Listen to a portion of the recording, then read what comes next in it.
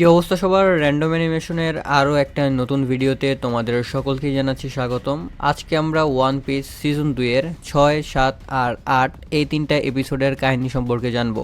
আর এই তিনটা এপিসোডে কিন্তু আমাদের চপারের কাহিনী দেখানো হয়েছে, মানে এই তিনটা এপিসোডের মাধ্যমেই চপার স্ট্র হ্যাট ক্রুতে জয়েন করবে। তো যাই হোক, আমি আর বেশি কথা না বলে সরাসরি মূল ভিডিও শুরু করছি। তবে ভিডিও স্টার্ট হওয়ার পূর্বে তোমাদের জন্য একটা সুখবর রয়েছে। তোমরা অনেকেই জানো যে আমার একটা ক্লোথিং স্টোর রয়েছে বা দোকান টাইপের কিছু রয়েছে। তো ওই স্টোরে বেশ কিছু কালেকশন এসেছে। তো একবার হলো আমাদের কালেকশনগুলো শর্টকাটে আমি তোমাদেরকে দেখিয়ে দিচ্ছি ভিডিও স্টার্ট হওয়ার পূর্বে। হতে পারে এর মধ্যে কোনো একটা ড্রেস তোমার পছন্দ হতে পারে। তো প্রথমে চলো আমাদের সামার উপলক্ষে যে কয়েকটা নতুন কালেকশন এসেছে অ্যাসিড ওয়াশের ড্রপ শোল্ডার, সেগুলো তোমাদেরকে দেখাই। তো দেখতে পাচ্ছ পেছনে এটা হচ্ছে সোলো লেভেলিং এর। তো যারা সোলো লেভেলিং এর ফ্যান তারা কিন্তু এই টি শার্টটা কালেক্ট করতে পারো। আর এই টি শার্টটার প্রাইস রেখেছি আমরা মাত্র 600 টাকা।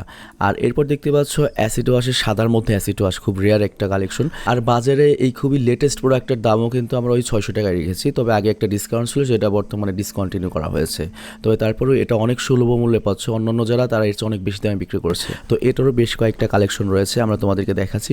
তো এই ভিডিওর মধ্যে যে প্রোডাক্টটা তোমার ভালো লাগে জাস্ট ওটার উপর স্ক্রিনশট নিয়ে যে নাম্বারটা দেখতে পাচ্ছ যে ফর অর্ডার অনেক, মানে আমাদের সেলস ম্যানেজার, তার সঙ্গে যোগাযোগ করবে আর তারপরে তুমি অর্ডারটা পেয়ে যাবে। আর আজকে আমাদের হাতে এসেছে এরকম নতুন কিছু অ্যাসিড ওয়াশের ব্ল্যাক কালারের অ্যানিমে টি শার্টগুলো, যেগুলো ড্রপ শোল্ডার টি শার্ট, এবং আমি বিশ্বাস করি এগুলো তোমাদের পছন্দ হয়। ব্যাকগ্রাউন্ডে দেখাচ্ছি, দেখতে পাচ্ছ খুবই চমৎকার ডিজাইন এবং প্রিমিয়াম লুকিং টি শার্ট। এগুলো পরলে যে কারো সৌন্দর্য অনেক বেড়ে যাবে। এগুলোর দাম পড়বে মাত্র 600 টাকা, তুমি যেটা নাও না কেন। তবে এই লুফিডির অসাধারণ ড্রপ শোল্ডার টি শার্টটি তোমরা পাচ্ছ মাত্র 550 টাকা। এটা ডিসকাউন্ট এখনো রয়েছে। আর এছাড়াও পেছনে আরেকটা কালেকশন দেখতে পাচ্ছ নারুতোর ঘোষ্টব উচিয়া, এটাও 600 টাকা পড়বে। আর আরেকটা সাদা কালারে যে দেখতে পাচ্ছ এটা হচ্ছে লুফিডি মানকির, এটাও সেম 600 টাকা পড়বে। তবে এই দুটো প্রোডাক্টই হাতে নিয়ে তোমার অবশ্যই মানে ফেব্রিক্সের প্রশংসা করতেই হবে, এবং মানে এই প্রোডাক্টের কোয়ালিটির প্রশংসা তোমাকে অবশ্যই করতে হবে। এছাড়াও এই পেছনে যে ড্রপ শোল্ডারটা দেখতে পাচ্ছ অ্যাসিড ওয়াশের, এটা কিন্তু ইন্ডিয়াতে বর্তমানে খুবই ট্রেন্ডিং এ রয়েছে। এটাও কিন্তু দেখতে খুবই ডিসেন্ট এবং স্টাইলিশ। আর যারা ড্রাগন বল লাভার রয়েছে তাদের জন্য তো একটা সেই লেভেলের কালেকশন এসেছে। তবে তোমাদের জন্য এটার মধ্যে একটা ডিসকাউন্ট রেখেছি আমার পার্সোনাল পক্ষ থেকে। সেটা হচ্ছে আমরা এটার মধ্যে 50 টাকা দাম কম নিচ্ছি, মাত্র 550 টাকায় তুমি এটা পেয়ে যাচ্ছ। আর এছাড়াও শর্টকাটে দেখায়, যেমন এই যে তোমার রয়েছে পোর্শে, এটার আরেকটা জিটিআর ভার্সন রয়েছে। এছাড়াও রয়েছে এমিরেটস ফ্লাই বেটার, এই ধরনের ভার্সন, এটাও জোস লেভেলের দেখতে। আর এছাড়াও আমার বিশ্বাস আমরা যে কয়েকটা কালেকশন দেখালাম এবং রানিং ব্যাকগ্রাউন্ডে যেগুলো দেখতে পাচ্ছ তার মধ্যে থেকে কোনোটা না কোনোটা তোমার অবশ্যই মনে ধরেছে। তো যেটাই পছন্দ হোক না কেন তুমি নির্দ্বিধায় অর্ডার করতে পারো, কারণ আমাদের সাথে তোমাদের একটা পুরনো সম্পর্ক রয়েছে। আর এখানে একটা বিষয় নিশ্চিত থাকো, কোয়ালিটি নিয়ে তোমাকে কোনো হেজিটেশনে পড়তে হবে না। তবে তুমি একটা জিনিস যেটা কেয়ারফুল থাকবে, তুমি তোমার এক্স্যাক্ট সাইজ দিয়ে কিন্তু অর্ডার করো, কারণ এই ভুলটা অনেকেই করে যে সাইজটা বলতা দেয়। তো এটা অবশ্যই খেয়াল রাখবে, সাইজ ম্যাটার্স। এবং যখন ডেলিভারি ম্যান যাবে তাকে দাঁড়া করিয়ে তারপর ড্রেস পরে তুমি চেক দিয়ে যদি ঠিক থাকে তাহলে ওইটা রিসিভ করবে, না হলে ওই ডেলিভারি ম্যানের কাছে তুমি ওটা ফেরত দিয়ে দেবে, ঠিক আছে? আর এছাড়াও বেশ কয়েকটা ডিসেন্ট লুকিং পলো টি শার্টের কালেকশন রয়েছে, এবং ব্যাকগ্রাউন্ডে আমি যখন কথা বলছি সেই টি শার্টগুলো দেখানো হচ্ছে। তুমি যা স্ক্রিনশট নেবে এবং স্ক্রিনশট নিয়ে অর্ডার করতে পারবে। সবগুলোর দাম অ্যাভারেজে পড়বে 650 টাকা। কোয়ালিটি নিয়ে কোনো চিন্তা করার ব্যাপার নেই। তো যাই হোক, এরপর আমাদের যে প্যান্টের কালেকশন রয়েছে সেগুলো আমি দেখাচ্ছি। পেছনে যে লো কাট ব্যাগি প্যান্টটা দেখতে পাচ্ছ, এটার দাম পড়বে হচ্ছে মাত্র 650 টাকা। বাট সিজনে এটা বিক্রি হয়েছে 750 থেকে 850 টাকা, কিন্তু স্টক খালি করার জন্য ঈদ উপলক্ষে এটাকে আমরা ছাড়ছি মাত্র 650 টাকা। আর এই প্যান্টটা পরলে কিন্তু খুবই একটা ডিসেন্ট লুক দেয়। এছাড়াও পেছনে আমি আরো বেশ কয়েকটা লো কাট ব্যাগি দেখাচ্ছি, যেগুলোর অ্যাভারেজ প্রাইস পড়বে 650 টাকা করে, এবং তুমি তোমার ডেইলি ইউজের জন্য এর যে কোনোটা অর্ডার করতে পারো। এই প্যান্টগুলোর বিশেষত্ব হচ্ছে এগুলো দেখতে যেমন ডিসেন্ট লাগছে, তুমি যখন হাতে নেবে কাপড়টা তখন তুমি বুঝতে পারবে যে খুবই প্রিমিয়াম কোয়ালিটির কাপড় ইউজ করা হয়েছে। এবং এখানে আরেকটা বিষয় উল্লেখ্য, সেটা হচ্ছে প্যান্টগুলো পরে খুবই কমফোর্টেবল। তো একবার হলো তোমাদের এই প্যান্টগুলো ট্রাই করার জন্য আমি সুপারিশ করতে পারি বা রেকমেন্ড করতে পারি। এপিসোডের শুরুতেই আমাদের ড্রাম আইল্যান্ডের রাজা ওয়াপুলকে দেখানো হয়। এখানে আমরা জানতে পারি ওয়াপুল তার রাজ্য ছেড়ে পালিয়েছে, কারণ তার রাজ্যে ব্ল্যাক বিয়ার্ড পাইরেটরা আক্রমণ করেছে। এই ওয়াপুলের হিস্ট্রি কিন্তু অনেক বেশি খারাপ। যখনই তার রাজ্যে বিপদ আসে তখনই সে তার রাজ্য ছেড়ে পালিয়ে যায়। তো ওয়াপুলের সাথে দেখা করতে এখানে এসেছে নিকো রবিন। ওয়াপুল এখানে মোটামুটি বিরক্ত হয়ে আছে, কারণ মিস্টার জিরো তার সাথে দেখা করতে আসেনি। এখন এই ড্রাম আইল্যান্ডের সাথে কিন্তু আলাবাস্তা রাজ্যের একটা শত্রুতা আছে, আর এই কারণে আলাবাস্তা রাজ্যের মধ্যে যে গৃহযুদ্ধ হচ্ছে ওইখানে যত অস্ত্র বা টাকা পয়সা যা যা লাগছে এই সব কিছুই কিন্তু এই রাজা ওয়াপুল দিচ্ছে। তো এই ওয়াপুল যেহেতু বারোক্কো ওয়ার্কারদের এত বেশি সাহায্য করছে, তার বদলে রবিন এখানে ওয়াপুলকে একটা ডেভিল ফ্রুট খেতে দেয়। আর এই ডেভিল ফ্রুটটা খাওয়ার পর ওয়াপুল এখানে একটা সুপার পাওয়ার পায়। এখন ওয়াপুল এখানে কি পাওয়ার পায় সেটা তো আমরা পরে জানতে পারবো। যাই হোক, এখন আমরা নামিকে দেখতে পাই। গত পর্বে আমরা দেখে দেখেছিলাম নামি প্রচন্ড পরিমাণে অসুস্থ হয়ে আছে। আসলে নামিকে একটা স্পেশাল ধরনের পোকা কামড়েছিল, আর এই পোকার কামড়ের কারণে নামি এত বেশি গুরুতর অসুস্থ হয়ে গেছে। আর নামির চিকিৎসার জন্য এখন একটা ভালো ডাক্তারের প্রয়োজন। বেশ কিছুটা সামনে যাওয়ার পর তারা তাদের সামনে সেই ড্রাম আইল্যান্ডটাকে দেখতে পায়, আর এই আইল্যান্ডটা কিন্তু ডাক্তারদের জন্য অনেক বেশি ফেমাস ছিল। তো যাই হোক, লুফিরা যখন এই আইল্যান্ডটাতে নামে তখনই দেখা যায় এই আইল্যান্ডের যে সিটিজেন আছে তারা সবাই লুফিদের উপরে আক্রমণ করছে। লুফিরা তো কিছু বুঝতেই পারছিল না যে এই আইল্যান্ডের সিটিজেনরা কেন তাদের উপরে আক্রমণ করছে। আসলে আমি আগে তোমাদেরকে বলেছিলাম যে এই আইল্যান্ডের যে রাজা ওয়াপল, সে তার রাজ্য ছেড়ে পালিয়ে গেছে। এখন এই রাজ্যের মানুষরা নিজেরাই নিজেদের রাজ্যকে প্রোটেক্ট করার চেষ্টা করছে, আর যেহেতু লুফিরা পাইরেট, এই কারণে তারা লুফিদেরকে থ্রেট ভেবে তাদের উপরে আক্রমণ করেছিল।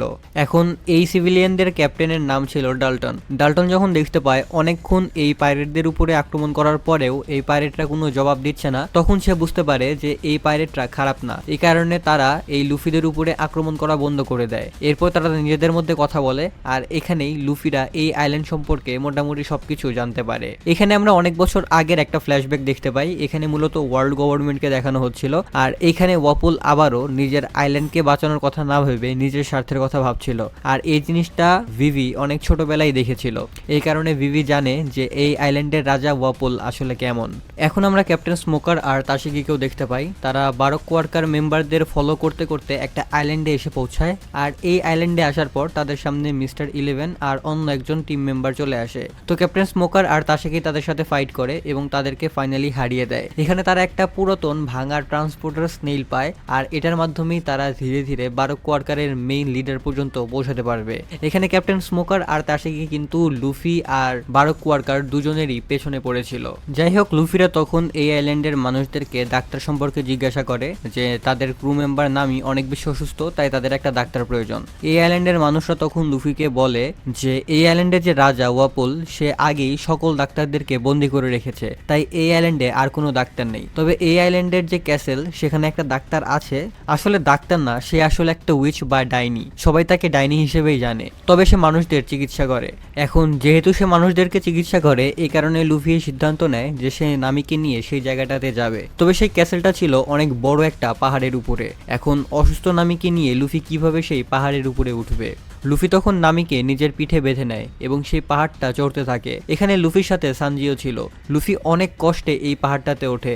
আসলে বরফের পাহাড় ওঠা মোটেও সহজ কোনো বিষয় না, আর তার পেছনে যেহেতু নামি আছে, এই কারণে এই পাহাড়টা উঠতে তাদের অনেক বেশি কষ্ট হয়। যাই হোক, ফাইনালি লুফি, সানজি আর নামি এই পাহাড়ের উপরে উঠতে পারে। তবে পাহাড়ের উপরে ওঠার সাথে সাথেই লুফি আর সানজি এখানে অজ্ঞান হয়ে যায়। যাই হোক, এর কিছুক্ষণ পর নামির জ্ঞান ফেরে। নামির জ্ঞান ফেরার পর সে তার সামনে একটা ছোট্ট রেইনডিয়ারকে দেখতে পায়।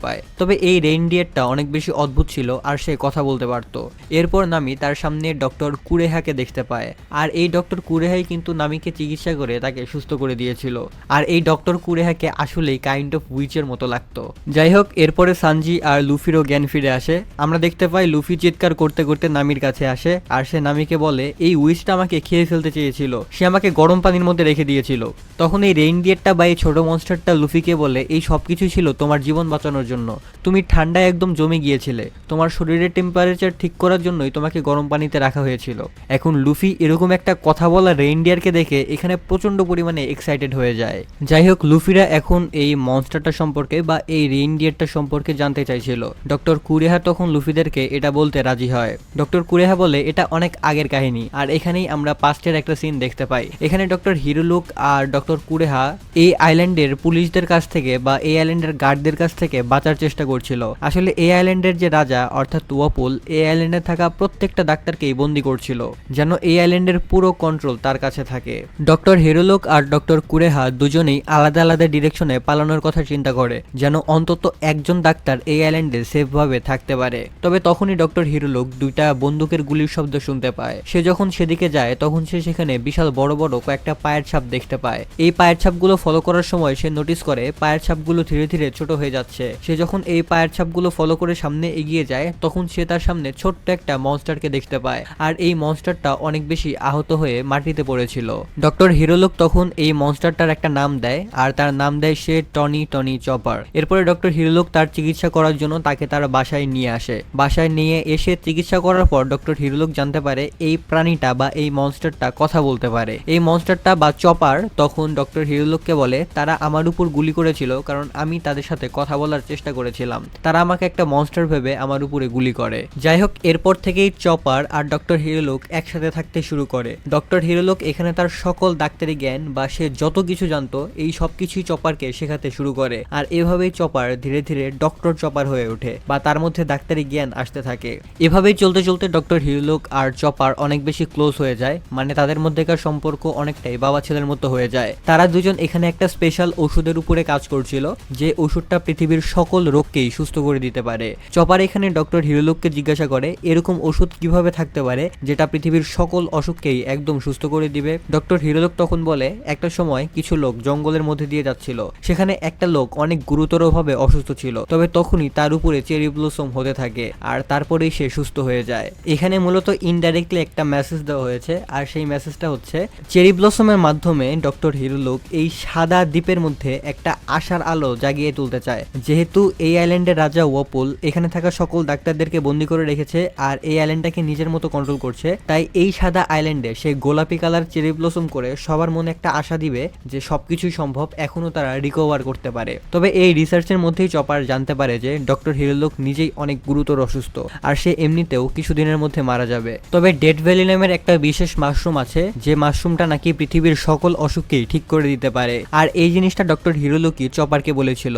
এখন সময়ের সাথে সাথে ডক্টর হিরোলুক ধীরে ধীরে অনেক বেশি অসুস্থ হয়ে যায়, মানে তোমরা মনে করো ডক্টর হিরোলুকের ক্যান্সার টাইপের একটা রোগ হয়েছে যেটার কারণে সে খুবই তাড়াতাড়ি মারা যাবে। এখন একদিন হঠাৎ করেই ডক্টর হিরোলুক চপারকে তার বাসা থেকে বের করে দেয়। চপার অনেক রিকোয়েস্ট করে যেন তারা একসাথে থাকতে পারে, তবে ডক্টর হিরোলুক এখানে চপারের কোনো কথাই শোনে না, সে জোর করে চপারকে বাড়ির বাইরে বের করে দেয়। এই কারণে চপার অনেক বেশি কষ্ট পায়। তবে ডক্টর হিরোলুক এরকমটা করেছিল কারণ সে কিছুদিনের মধ্যে এমনিতেও মারা যাবে, আর সে চায় না যে চপার তার চোখের সামনে তার মৃত্যুটা এভাবে দেখুক। কিছুদিন পর ডক্টর কুরেহা ডক্টর হিরোলুকের সাথে দেখা করতে আসে। ডক্টর কুরেহা এখানে ডক্টর হিরোলুকের এরকম বাজে অবস্থা দেখে অনেক বেশি অবাক হয়ে যায়। সেই সাথে সে হিরোলুকের উপরে অনেক বেশি রেগে যায় কারণ সে চপারকে বাইরে বের করে দিয়েছে। ডক্টর হিরোলুক এখানে তাকে বলে আমি চাই না চপার তার চোখের সামনে আমার মৃত্যু দেখুক। এরপরে ডক্টর হিরোলুক তার পাইরেট ফ্ল্যাগ, যেটা হচ্ছে তার আশার আলো, সেটা আর তার বেশ কিছু ওষুধপত্র ডক্টর কুরেহাকে দেয়, আর ডক্টর কুরেহাকে বলে সে যেন চপারের খেয়াল রাখে। যাই হোক, ডক্টর কুরেহা তো চপারের খেয়াল রাখতে রাজি হয় না, এরপর সে সেখান থেকে চলে যায়। এর কিছুক্ষণ পর আমরা দেখতে পারি ডক্টর হিরোলুক ফাইনালি সেই সলিউশনটা বানাতে পেরেছে, যে সলিউশনের মাধ্যমে সে এই সাদা দ্বীপে চেরি ব্লসম করতে পারবে। তবে তখনই এখানকার দরজায় চপার চলে আসে। চপার ডেড ভ্যালি থেকে সেই স্পেশাল মাশরুমটা নিয়ে এসেছিল, যে মাশরুমটা খেলে পৃথিবীর সকল অসুখ ঠিক হয়ে যাবে। তবে ডেড ভ্যালি থেকে এই মাশরুমটা আনার সময় চপারের অবস্থা অনেক বেশি খারাপ হয়ে যায়। তো চপারকে এত বেশি কষ্ট করতে দেখে ডক্টর হিরোলুক এখানে অনেক বেশি ইমোশনাল হয়ে যায়, আর তারা ফাইনালি আবারও একত্রিত হয়। যাই হোক, এরপরে ডক্টর হিরোলুক চপারের সামনেই সেই মাশরুমটা খায় আর চপারকে বলে আমি যেহেতু এখন এই মাশরুমটা খেয়ে ফেলেছি তার মানে এখন আমি একদম সুস্থ হয়ে যাব। এরপরে ডক্টর হিরোলুক তার একটা ব্যাগ প্যাক করে বলে আমি নিচে যাচ্ছি কিছু মানুষের চিকিৎসা করার জন্য, নিচে অনেকগুলো মানুষ অসুস্থ হয়ে আছে। এর কিছুক্ষণ পর ডক্টর কুরেহা এই জায়গাটায় আসে। চপার তখন ডক্টর কুরেহাকে বলে ডক্টর হিরোলুক এখন একদম সুস্থ হয়ে যাবে, আমি তাকে সেই মাশরুমটা এনে দিয়েছি যে মাশরুমটা খেলে পৃথিবীর সকল রোগ ভালো হয়ে যায়। ডক্টর কুরেহা তখন চপারকে বলে কিন্তু ডক্টর হিরোলুক তো কখনোই ভালো হতে পারবে না, সে খুবই তাড়াতাড়ি মারা যাবে। তবে চপার তার কথা স্বীকার দিচ্ছিল না। চপার বলে আমি ডেড ভ্যালি থেকে একটা মাশরুম এনে তাকে খাইয়ে দিয়েছি, যে মাশরুমটা খেলে সে সুস্থ হয়ে যাবে। এই কথা শুনে ডক্টর কুরেহা অনেক বেশি অবাক হয়ে যায়। সে যখন সেই মাশরুমটা দেখে তখন সে প্রচন্ড পরিমাণে রেগে যায়, কারণ এটা আসলে ছিল একটা বিষাক্ত মাশরুম, যে মাশরুমটা খেলে আর বেঁচে থাকা পসিবল না। এটা শুনে চপার অনেক বেশি অবাক হয়ে যায়। চপার তখন বলে কিন্তু আমি তো অনেক রিসার্চ করে তারপরে এই মাশরুমটা এনেছি, বইয়ের মধ্যে এই মাশরুমের উপরে একটা পাইরেট ফ্ল্যাগ আগা ছিল, আর ডক্টর হিরোলুক আমাকে বলেছিল এই পাইরেট ফ্ল্যাগ হচ্ছে শান্তির প্রতীক।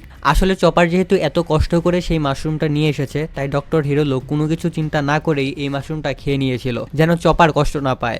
আর ডক্টর হিরোলুকের যেহেতু এমনিতেও অনেক সিরিয়াস অসুখ ছিল, তাই সে এমনিতেও মারা যাবে, তাই এই মাশরুমটা খেলে তার কিছুই যায় আসে না। এদিকে আমরা দেখতে পাই ডক্টর হিরোলুক মূলত এসেছে ড্রাম আইল্যান্ডের এই ক্যাসেলে এই রাজার সাথে কথা বলতে, যেন এই রাজার মানসিকতা ঠিক হয় আর সে সকল ডাক্তারকে ছেড়ে দেয়। তবে আমরা দেখতে পাই এই রাজা আসলে অনেক বেশি করাপ্টেড হয়ে আছে, সে কোনো কথাই শোনে না। তার একটাই কথা, সে যদি এই দ্বীপের পুরো মেডিকেলটাকে নিজের কন্ট্রোলে রাখতে পারে তাহলে সে পুরো এই দ্বীপটাকে নিজের মতো পরিচালনা করতে পারবে। তো এখানে ডক্টর হিরলুক অনেক আইকনিক একটা কথা বলে। সে বলে একটা মানুষ কখন মারা যায়, যখন তার শরীরে বন্দুকের গুলি লাগে, বা যখন তার শরীরে বিষ থাকে, অথবা যখন তার শরীরে এমন কোনো রোগ থাকে যে কারণে সে মারা যাবে না। একটা মানুষ তখন মারা যায় যখন পৃথিবীর সকল মানুষ তাকে ভুলে যায়। সে আরো বলে, তবে আমি আজকে মারা গেলেও আমি এমন কিছু একটা করে যাব যেন পৃথিবীর সকল মানুষ সুস্থ হতে পারে, সকল জায়গা থেকে কারাপশন চলে যেতে পারে। এই কথাটা শুনে রাজার বডিগার্ড ডাল্টন বলে, এটা কি আসলেই সম্ভব? ডক্টর হিরোলুক তখন বলে, হ্যাঁ এটা অবশ্যই সম্ভব। এই সব কিছু বলে ডক্টর হিরোলুক এখানে তার কাছে থাকা এক্সপ্লোসিভ দিয়ে এখানে অনেক বড় একটা ব্লাস্ট করে, আর এই ব্লাস্টেই সে মারা যায়। তবে মারা যাওয়ার আগে ডক্টর হিরোলুক ডাল্টনকে বলেছিল, এখানে আমার খোঁজ করতে আমার ছেলে অবশ্যই আসবে, তবে খেয়াল রেখো আমার ছেলের যেন কোনো ক্ষতি না হয়। যাই হোক, ডক্টর হিরোলুকের খোঁজ করতে করতে ফাইনালি চপারও সেই জায়গাটায় আসে, তবে তার সামনে তখন ডাল্টন চলে আসে। ডাল্টন তখন চপারকে জানায় যে তার বাবা মারা গেছে বা ডক্টর হিরোলুক মারা গেছে। এই কথাটা শুনে চপার এখানে প্রচন্ড পরিমাণে কষ্ট পায়। তবে ডাল্টন এখানে তাকে আরো বলে, তোমার বাবার শেষ ইচ্ছা ছিল যেন তুমি নিরাপদে এই জায়গাটা থেকে বেরিয়ে যেতে পারো। এই কথাটা শুনে চপার অনেক বেশি হতাশ হয়ে সেই জায়গাটা থেকে চলে আসে। সেখান থেকে সে সরাসরি ডক্টর কুরেহার কাছে চলে আসে আর ডক্টর কুরেহাকে রিকোয়েস্ট করে যেন ডক্টর কুরেহা তাকে সকল ধরনের চিকিৎসা শেখায়। যাই হোক, এই সবকিছু শুনে লুফি বুঝতে পারে যে এই ছোট্ট পতাকার মূল্য চপারের কাছে আসলে কত বেশি। লুফি তখন বাক্স থেকে সেই পতাকাটা বের করে সেখানে টাঙিয়ে দেয়, আর এটা দেখে চপার এখানে অনেক বেশি খুশি হয়ে যায়। যাই হোক, এখন আমরা ডাল্টনকে দেখতে পাই। ডাল্টনের সাথে এখানে জোরও ছিল। তবে ডাল্টনের মনে হয় যে জঙ্গলের মধ্যে অদ্ভুত কিছু একটা হচ্ছে। যখন সে চেক করার জন্য জঙ্গলের মধ্যে যায় তখন দেখা যায় ওয়াপল এখানে আক্রমণ করার জন্য চলে এসেছে। সে ডাল্টনের উপরে তীর দিয়ে আক্রমণ করে আর ডাল্টন এখানে অনেক বেশি আহত হয়ে যায়। যাই হোক, এখন আমরা দেখতে পাই ওয়াপল এখানে ট্রান্সফর্ম হচ্ছে, অর্থাৎ আমরা ওয়াপলের ডেভিল ফ্রুটের পাওয়ারটাকে দেখতে পাই। এখানে ওয়াপলের ডেভিল ফ্রুটের পাওয়ার অনেক বেশি অদ্ভুত ছিল। সে নিজের মুখকে অনেক বেশি বড় করতে পারতো, আর সে এই মুখ দিয়ে যে কোনো কিছু খেয়ে সেটাকে অস্ত্রে কনভার্ট করতে পারতো। এখানে আমরা জানতে পারি ডাল্টন নিজেও একটা ডেভিল ফ্রুট ইটার। সে নিজেকে অনেকটা ষাঁড়ের মতো কিছু একটাতে কনভার্ট করতে পারতো। অর্থাৎ এখন ডাল্টন আর ওয়াপলের মধ্যে এখানে একটা ফাইট হবে। এখন আমরা নিকো রবিনকে দেখতে পাই। নিকো রবিন এখানে ভিভির কাছে আসে আর ভিভিকে বলে, তুমি এখনো ড্রাম আইল্যান্ডে পড়ে আছো। আমরা বারক কোয়ার্কাররা তোমার অনেক আগে আলাবাস্তা দ্বীপে পৌঁছে যাব, আর তুমি সেখানে পৌঁছানোর আগেই সেই দ্বীপটাকে একদম ধ্বংস করে দিব। যাই হোক, এখানে ভিভি রবিনের কাছ থেকে জানতে পারে যে ওয়াপল একটা ডেভিল ফ্রুট খেয়েছে। এদিকে উসব তখন নোটিস করে যে তাদের উপরে আক্রমণ করার জন্য এখানে অদ্ভুত ধরনের অনেকগুলো সৈন্য আসছে, যে সৈন্যগুলোকে দেখে অনেকটাই রোবটের মতো মনে হচ্ছে। আসলে এই সৈন্যগুলোকে ওয়াপল মূলত খেয়ে ফেলেছিল, আর খেয়ে ফেলে সে এই সৈন্যগুলোকে নিজের মুখ দিয়ে বের করেছে। আর ওয়াপলের ডেভিল ফ্রুটের পাওয়ারের কারণে এই সৈন্যগুলো এরকম রোবটের মতো হয়ে গেছে। অর্থাৎ এই সৈন্যগুলোকে হারিয়ে দেওয়া এখন টেকনিক্যালি ইম্পসিবল। এখন এখানে ফাইট করার মতো সৈন্যের সংখ্যা অনেক বেশি কম ছিল। এই কারণে ভিভি সেই ক্যাসেলে চলে যাওয়ার জন্য পাহাড়ের উপরে উঠতে থাকে যেখানে লুফিরা আছে। অর্থাৎ এই ফাইটে এখন লুফিদের সাহায্য দরকার তাদের। যাই হোক, এখন আমরা ডাল্টনকে দেখতে পাই। ডাল্টন এখানে অনেক বেশি আহত হয়েছিল। তখনই ডক্টর কুরেহা তার কাছে চলে আসে। ডক্টর কুরেহা প্রথমে তাকে সাহায্য করতে রাজি না হলেও তারপর সে ডাল্টনের চিকিৎসা করে আর ডাল্টনকে সুস্থ করে তুলতে থাকে। এদিকে আমরা দেখতে পাই ওয়াপল এখন ফাইনালি সেই ক্যাসেলে চলে গেছে যেখানে লুফি আর ভিভি আছে। এখানে ডাল্টন আর লুফির মধ্যে একটা ফাইট শুরু হয়ে যায়। এদিকে শহরের মধ্যে ডাল্টনের সৈন্যরা কিন্তু ধ্বংসযজ্ঞ চালাচ্ছিল। সেখানে তখন জোরোরা ছিল, আর জোরোরা তখন এই আইল্যান্ডের সিটিজেনদেরকে বাঁচানোর জন্য এই সৈন্যদের সাথে ফাইট করতে থাকে। এদিকে এখন আমরা ওয়াপল আর লুফির সিন দেখতে পাই। এখানে তাদের ফাইট হলেও লুফি ওয়াপলকে একটু সিরিয়াসলি নিচ্ছিল না। লুফি তার সাথে কাইন্ড অফ মজা করছিল, আর এ কারণে ওয়াপল এখানে প্রচন্ড পরিমাণে রেগে যায়, কারণ কেউই তাকে সিরিয়াসলি নিচ্ছিল না। ওয়াপল তখন সেখানে থাকা সেই পাইরেট ফ্ল্যাগটাকে বোম দিয়ে উড়িয়ে দেওয়ার চেষ্টা করে, যেটা চপারের কাছে অনেক ফেভারিট ছিল। ওয়াপল যখন সেই পতাকাটার উপরে বোম মারে তখনই লুফি সেটার সামনে যায় আর এই বোমটাকে নিজের উপরে নিয়ে এই পতাকাটাকে প্রোটেক্ট করে। যাই হোক, এরপরে লুফি আর সানজি একসাথে মিলে ওয়াপলের সাথে ফাইট করতে থাকে। সানজির সহায়তায় লুফি ওয়াপলের উপরে অনেক ডেঞ্জারাস একটা আক্রমণ করে, আর এই আক্রমণের কারণে ওয়াপল উড়ে অনেক দূরে চলে যায়। আর এই আক্রমণের কারণেই ওয়াপল এখানে সম্ভবত মারা যায় অথবা অজ্ঞান হয়ে যায়, যে কারণে ওয়াপলের ডেভিল ফ্রুটের পাওয়ার চলে যায়। অর্থাৎ যে সকল সৈন্যরা সাইবর্গ হয়ে গিয়েছিল বা রোবট হয়ে গিয়েছিল সেই সকল সৈন্যরা আবারও সাধারণ মানুষে পরিণত হয়। যাই হোক, এই ওয়াপল যে সকল ডাক্তারদেরকে বন্দি করে রেখেছিল ফাইনালি সেই সকল ডাক্তারদেরকে এখন মুক্ত করে দেওয়া দেওয়া হয়। আর এই সকল ডাক্তারদেরকে কাজ দেওয়া হয় যেন এই আইল্যান্ডে আহত হওয়া বা অন্য আইল্যান্ড থেকে যারা যারা এই আইল্যান্ডে সাহায্যের জন্য আসবে তাদের প্রত্যেককেই ভালোভাবে চিকিৎসা দেওয়া হয়। যাই হোক, এখন তো লুফিদের চলে যাওয়ার সময় হয়ে গেছে, তবে লুফি যাওয়ার আগে চপারকে ইনভাইট করে তার ক্রু মেম্বারে আসার জন্য বা তার সাথে সেল করার জন্য। তবে চপার এখানে প্রথমে লুফির সাথে যেতে রাজি হচ্ছিল না, তবে অনেক কাহিনী করার পর ফাইনালি চপার লুফিদের সাথে যেতে রাজি হয়ে যায়। অর্থাৎ চপারও এখন লুফিদের ক্রু মেম্বার হয়ে গেছে বা পাইরেট দলের সদস্য হয়ে গেছে। যাই হোক, আগে তো আমরা দেখেছিলাম যে ডক্টর হিরোলুক একটা স্পেশাল সলিউশন বানিয়েছিল যেটার মাধ্যমে এই পুরো সাদা দ্বীপে চেরি ব্লসম করানো সম্ভব। ডক্টর কুরেহা তখন সেই সলিউশনটাকে একটা কামানের মধ্যে রাখে এবং সেটাকে উপরে ফায়ার করে দেয়, আর তখনই উপর থেকে এই আইল্যান্ডের উপরে চেরি ব্লসম হতে থাকে। আর এটা দেখে এই আইল্যান্ডে থাকা সবাই অনেক বেশি অবাক হয়ে যায়, কারণ এরকম একটা সাদা দ্বীপে বা বরফে ঢাকা দ্বীপে যে এভাবে চেরি ব্লসম পসিবল এটা কেউ বিশ্বাসই করতে পারছিল না। যাই হোক, এখানে ডক্টর হিরোলুক তার কাজে সফল হয়, যদিও সে আর বেঁচে নেই, তবে তারপরেও সে তার কাজ করে যেতে পেরেছে। সে সকল মানুষের মধ্যে আশার আলো দিতে পেরেছে যে সবকিছুই সম্ভব। যাই হোক, এটা দেখে চপার এখানে অনেক বেশি ইমোশনাল হয়ে যায় আর সে এখানে কান্না করতে থাকে। এখানে ডাল্টন লুফির উপরে অনেক বেশি খুশি হয়ে যায়, সে বুঝতে পারে যে লুফির মধ্যে আসলেই অনেক বেশি পটেনশিয়াল আছে। এদিকে ডক্টর কুরেহা লুফির মধ্যে গোল্ডি রজারের অনেক বেশি প্রতিচ্ছবি দেখতে পায় বা গোল্ডি রজারের সাথে লুফির অনেক বেশি মিল খুঁজে পায়। এখন আমরা দেখতে পাই লুফিরা ফাইনালি সেই জাহাজে করে এই দ্বীপ ছেড়ে চলে যাচ্ছে, আর এই জাহাজে এখন চপারও আছে। যেহেতু লুফিদের দলে নতুন একটা মেম্বার এসেছে তাই তারা সবাই মিলে এখানে পার্টি করছিল। আর লুফি এখানে ভিভিকে প্রমিস করে যে লুফি আলাবাস্তা আইল্যান্ডে গিয়ে ভিভিকে সাহায্য করবে।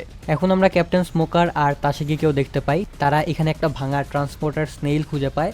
আর এই স্নেইলের কিছু রেকর্ডিং দেখার পর তারা বুঝতে পারে যে সেই স্ট্র হ্যাট আর বারোক ওয়ার্কার তারা দুজনেই এখন যাচ্ছে আলাবাস্তা দ্বীপে। তাই তারাও সিদ্ধান্ত নেয় যে তারা আলাবাস্তা দ্বীপে যাবে আর স্ট্র হ্যাট আর বারোক ওয়ার্কার দুজনকেই ধরে ফেলবে বা দুইটা দলকেই ধরে ফেলবে। তবে এখন অনেক বড় একটা প্রশ্ন আছে, সেটা হচ্ছে এই বারোক ওয়ার্কারদের যে লিডার মিস্টার জিরো তার আসল পরিচয় আসলে কি, সে আসলে কে। যাই হোক, এখন আমরা নিকো রবিনকে দেখতে পাই যে মিস্টার জিরোর সাথে দেখা করতে গিয়েছে, আর এখানেই মিস্টার জিরোর পরিচয় রিভিল হয়। মিস্টার জিরোর আসল নাম হচ্ছে স্যার ক্রোকোডাইল, আর সে হচ্ছে আসলে একটা ওয়ারলর্ড। এখানে আমরা জানতে পারি ক্রোকোডাইল মূলত আলাবাস্তা রাজ্যের পুরো কন্ট্রোল নিজের হাতে নিয়ে নিতে চায় আর এই রাজ্যটাকে নিজের মতো কন্ট্রোলে নিতে চায়। আচ্ছা, একটু আগে আমি বললাম যে ক্রোকোডাইল একটা ওয়ারলর্ড, আসলে এই ওয়ারলর্ডটা আসলে কি? আসলে এই পুরো সমুদ্রে মোট 7 জন ওয়ারলর্ড আছে। এই প্রত্যেকটা ওয়ারলর্ড কিন্তু আসলে একটা পাইরেট, আর 7 জন পাইরেটকে ওয়ারলর্ড বানানো হয়। আর এই 7টা ওয়ারলর্ড অনেক বেশি পাওয়ারফুল হয়। এই ওয়ারলর্ডরা পাইরেট হলেও তারা কিন্তু আসলে পাইরেটদের বিপক্ষে কাজ করে, তারা নেভিদের সাথে মিলে কাজ করে। এই পাইরেটদের কাজ হচ্ছে অন্যান্য পাইরেটদেরকে কন্ট্রোলে রাখা। সমুদ্র যেন একটা ব্যালেন্সের মধ্যে চলে এই জিনিসটারই খেয়াল রাখে এই ওয়ারলর্ডরা। তো এরকমই একটা ওয়ারলর্ড হচ্ছে এই ক্রোকোডাইল। তার মানে ওয়ান পিসের সিজন 3তে আমরা লুফির সাথে এই ক্রোকোডাইলের একটা ফাইট দেখতে পাবো। সো যাই হোক, এখানে কিন্তু ওয়ান পিসের সিজন 2টা শেষ হয়ে যায়। এই ওয়ান পিসের সিজন 2টা তোমাদের কাছে কেমন লাগছে সেটা অবশ্যই কমেন্টে জানিয়ে দিও। আজকের মতো আমি এখানে বিদায় নিচ্ছি, ভালো থাকো, সুস্থ থাকো, আল্লাহ হাফেজ। আর বিদায়ের আগে আবারও কিন্তু মনে করিয়ে দিচ্ছি, আমাদের কিন্তু বেশ কিছু সামার কালেকশন এসেছে, তোমার উচিত একবার হলেও আমাদের প্রোডাক্টগুলো ট্রাই করা।